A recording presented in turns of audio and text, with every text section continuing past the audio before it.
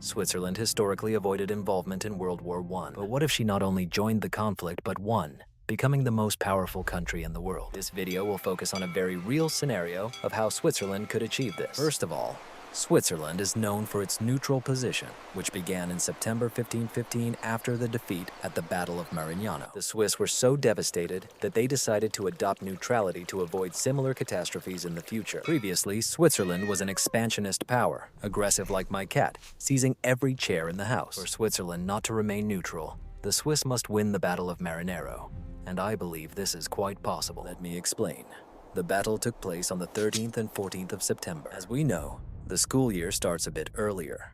That's why the children were in school, not fighting on the front like real men. For Switzerland not to be neutral, their school year must start on September 15th, like the most basic country in the world, Bulgaria. This would provide the Swiss with an almost endless reserve of people. Thus, the junior fighters of the 4th Infantry Division would triumph over the French and Venetian armies on September 14th. The next day, they would return to school, studying important subjects like the Pythagorean theorem, memorizing the periodic table, and mastering cloud names in natural science classes.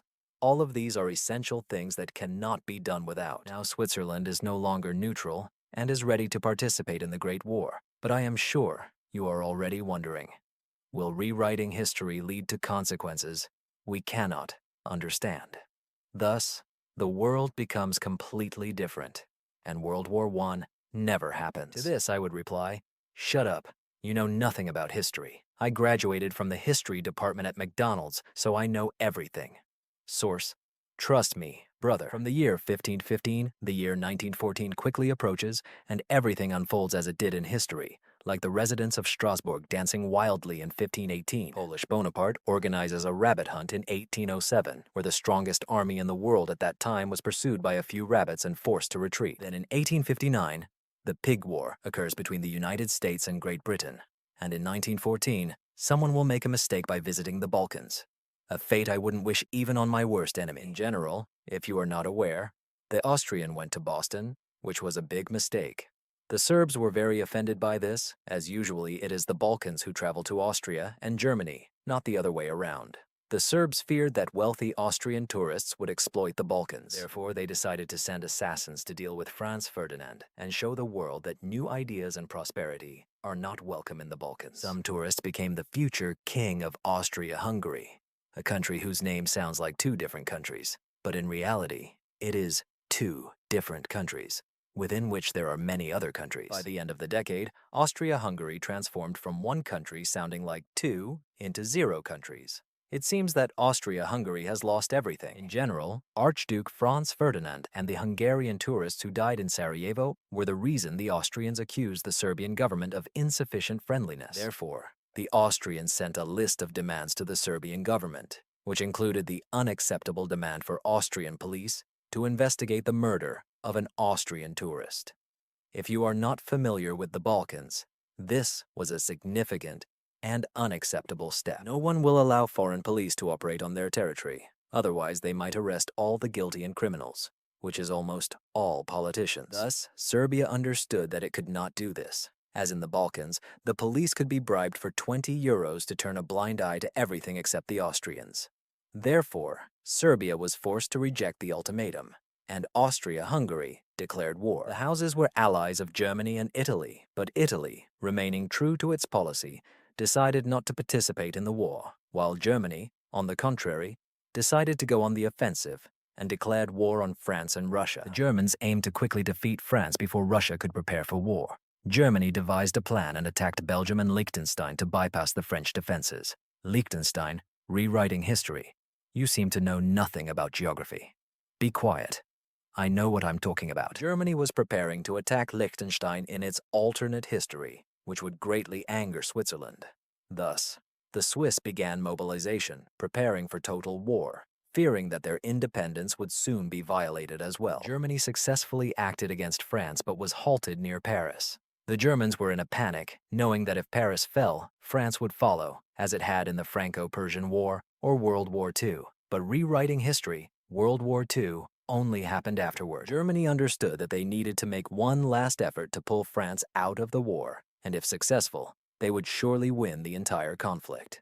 Therefore, they decided to bring Switzerland to their side, promising them everything they could wish for. Switzerland was mobilized, and literally 500 years ago, before the Great War, they won the Battle of Marinero, so no longer neutral. The Swiss were open to joining the Central Powers. This happened in 1915. Switzerland opened a front against France and Italy, diverting the French and allowing Paris to fall. Italy fought in the mountains and could do nothing against the Austrians, who struggled against Serbia and faced Russia. Nevertheless, Switzerland mobilizes its entire population, including children, sending them on a special military operation to Italy and France. When Paris falls, the French will attempt to reclaim it.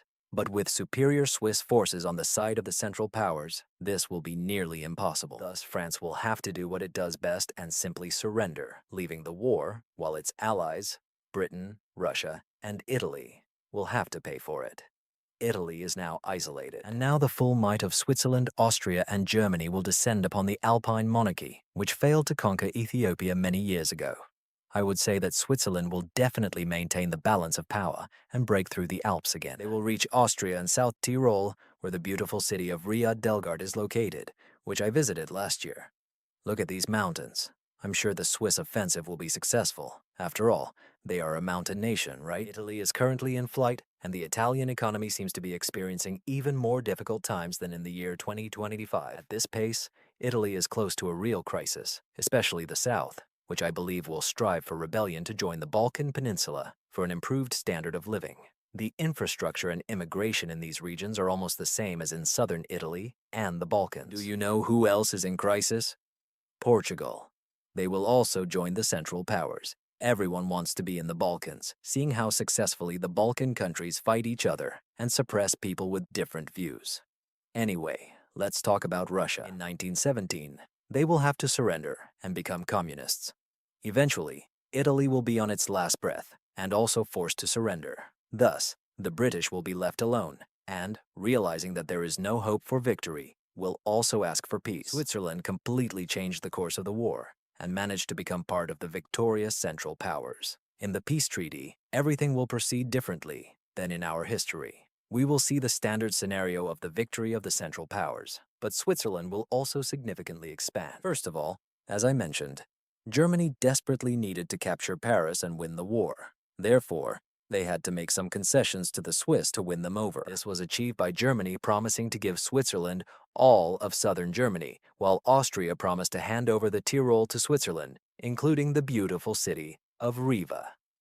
Switzerland will also receive territories from France and Nancy, as well as Venice and Milan from Italy. This will be significant, as the Duomo di Milano, the second most popular attraction in the city after the airport, which can be used to book a flight to Switzerland, was not completed in 1918. Historically, the construction of the Duomo di Milano was completed in 1965, but it began in 1386. Thus, for a total of 836 years, this cathedral, the footage of which you see, has been under construction, which almost corresponds to a millennium. This is a level of Balkan incompetence, as Bulgaria has been trying to build a 400-kilometer highway for 50 years, and the work is not even halfway done. Thus, it seems that the construction of this road will take more than 100 years. I would assume that, given its high efficiency, Switzerland, as the best country, would have completed the construction in Domuano in just 2 weeks. This indicates that Italy cannot remain united, as they are clearly very Balkan. Northern Italy would claim they are not Balkan and would form their own socialist republic. The Great Swiss Guard is known for guarding the Vatican. I would assume that the Papal States will become an independent country again, being strongly influenced by Switzerland, as the Swiss have the army of the Papal States. Thus, the Pope will have to submit to the demands of Switzerland. Southern Italy, the most Balkan part of the peninsula, will have to join the Balkan Peninsula. I would imagine they will enter a region where the economy is also poor, so they feel at home, and that will be Greece. Now, as for Venice, it will also come under Swiss control, and while it may not be obvious at first glance, let me explain why I find this logical. I am originally from Bulgaria, but in spirit, I am Swiss. Last summer, I also visited Venice, and I really liked this place. Therefore, I officially decided to become a Swiss Venetian nationalist.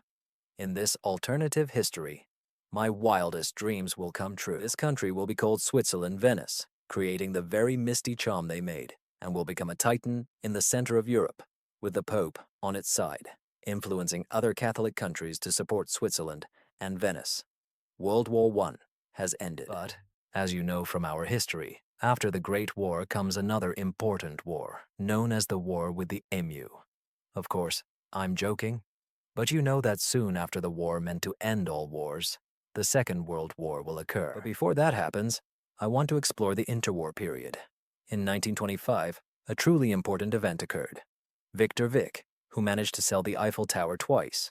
Of course, it was a scam, but in this alternative history, France lost the war. Thus, they became more desperate in their search for money to recover and eventually defeat Germany. In this alternative history, I believe that it is not only quite possible and realistic, but also practically guaranteed that Switzerland will buy the tower in 1925, which will further strengthen tourism in the country. Switzerland-Venice quickly gathers all the important monuments of the world, as if playing a real game of Monopoly. In this alternative history, an Austrian still cannot finish art school. No matter what universe we are in, his paintings were just that good. Do you know who is to blame for the fact that a person could not finish art school? Well, of course, it is the Jews. A failed Austrian artist would have come to power in Austria-Hungary, becoming a monarch after the death of Charles I, which happened in 1922. From this moment, the angry Austrian painter wanted to unite all German speakers, including those in Swiss Vento.